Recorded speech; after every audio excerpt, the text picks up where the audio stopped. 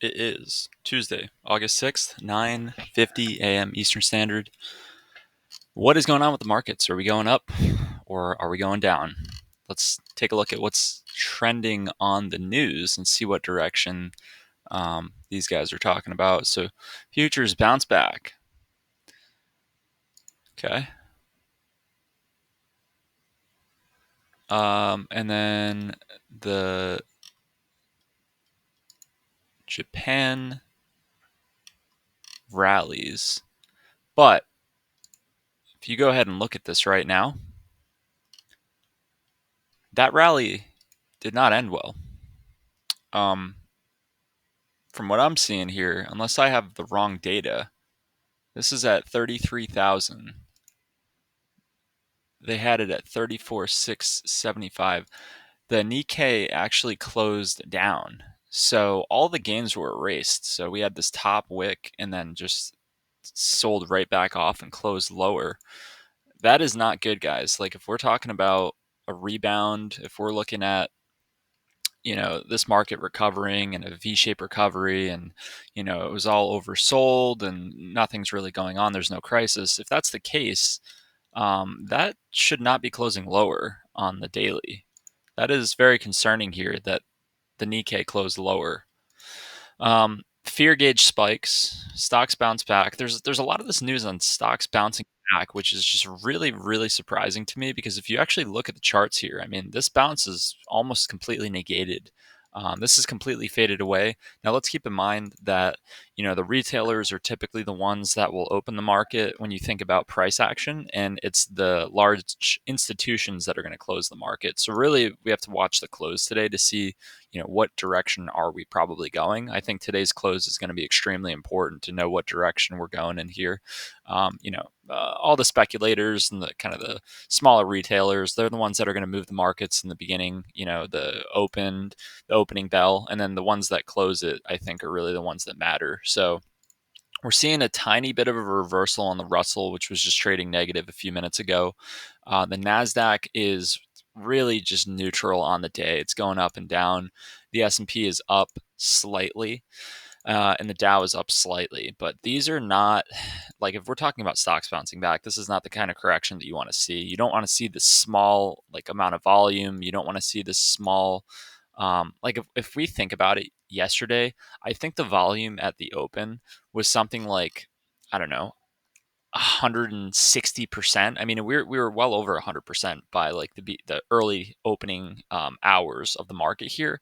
Now we're trading volumes like 50, 55. I mean, there's not a whole lot of people coming back into this market. And if we even look on the daily for like the Russell or the daily on the NASDAQ, I mean, we have this monster candle for just ridiculous amount of volume, like over 200% volume, and then we're back down to here. Like, we're not really moving very much. So these are not the kind of rebounds that you want to see if this is really a bull market that's going to continue.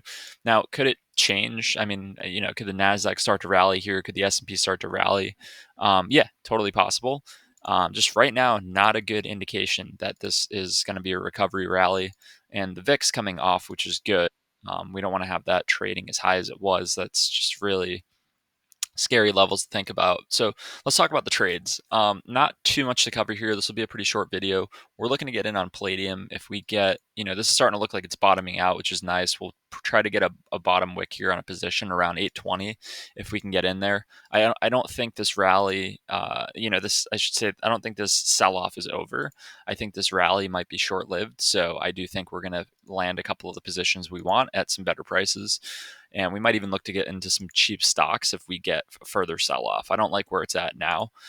I just think, a 4% or 3% drop yesterday is just not enough for me to think that I should be diving in and buying a bunch of stocks. It was down 6 and then it came back to about 3% for the NASDAQ. I just don't think that the sell off has been enough to justify, going in really heavily on stocks just yet. I mean, if you look at the S&P and compare it to like COVID times, I mean, the drop that we had in 2020, I think this was something like a 30% drop back during COVID. And right now, I mean, look at this. I think it's 10%, not even 10%, where we're standing right now. So it's just not that large of a dip. given moving into rate cut season, elections, war in the Middle East, all of these tech companies that have been overvalued and overbought, and the Japan carry trade, the yen carry trade, all these factors I think can contribute to a much larger drawdown if they do play out in a bearish scenario. So we're looking at palladium. We entered crude oil. I actually really like where gasoline stands right now, the price of gasoline. But I've actually tracked these charts. The gasoline futures trade a little bit too large, excuse me, for my liking. So I did a quick comparison with just regular crude oil because I can't trade one of these contracts where the stop I want to put a stop in an area that makes sense, which was the bottom of yesterday, and I just can't do that with how big the gasoline futures trade. So I did a quick comparison with crude. I actually think these track like very very closely, even if we look on the half the year. I mean, this is the purple line being crude oil. They trade almost identical here. So I've entered crude oil instead of gasoline futures. Close this, exit this. So that's been the position we've added, and crude trading up a little bit. It's kind of chopping around right now. That is the only position that I'm seeing that makes a whole lot of sense to enter. I've actually mentioned this to a couple of people as somewhat of a trade alert. I would enter gasoline futures, which you can enter the ETFs on gasoline. I can tell you the ticker right now. I would enter in on UGA. So UGA follows very similarly to what we're just looking at there with RB, Nat Gas Futures. I would trade UGA. I like it at these prices here. So that would be the entry I would take. Other positions we're in is still British Pound. British Pound actually is going to lower lows, which is really great. We had a nice red candle here today of actually these three large red candles, which is really, it's called the three, this is on a 4 hour chart. This is the three black crows candlestick pattern. So these three, very bearish pattern here. We may see a little bit of green buying back, but this is just a very bearish pattern, very bearish chart. So I think we're going a lot lower on British Pound, which is great. We did enter back on Canadian dollar. I would say that this was a failure, really a bear trap. I mean, we had this wick and then we went right back up and we're trading up yesterday. Everything was red yesterday. Every single thing was red yesterday except for Canadian dollar. So we went in long on Canadian dollar. And then, of course, Swiss and the yen were both up, given the carry trade and how short the yen has been. And given that Swiss is a safe haven, when everything's down, Swiss is up. So Swiss was up. We're still in that position. We're looking at the yen. I'm looking at maybe a pullback, but I just don't think we're going to get a price we want or the big enough pullback that we want.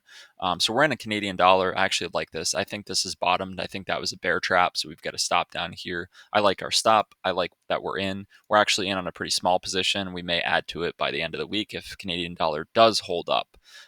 I am still a little skeptical. It is very, very crowded on the short side, but I do think that eventually we're going to get a pop and a squeeze higher. I just don't know if we're at that time period yet because it definitely can go lower. But I like that it was up yesterday when everything else was down. So continuing British pound short, Canadian dollar long, Swiss long, and we're now in on crude. Clicking the wrong button there. So, I mean, you all can see the positions that we're in. We're in on crude long position. So yeah, we'll see how this plays out, and we'll talk again soon. And just to show the little setups here on the bottom, looking at a cotton setup, an oats are set up, coffee setup, but nothing we're going to enter right now. We're looking at Pally, Palladium, Nat gas if it comes lower, and Bitcoin's just really chopping around. I'd like to really see some confirmation here that we're not going lower. So just gonna hide and watch for now. But yeah, that's it. We'll talk soon.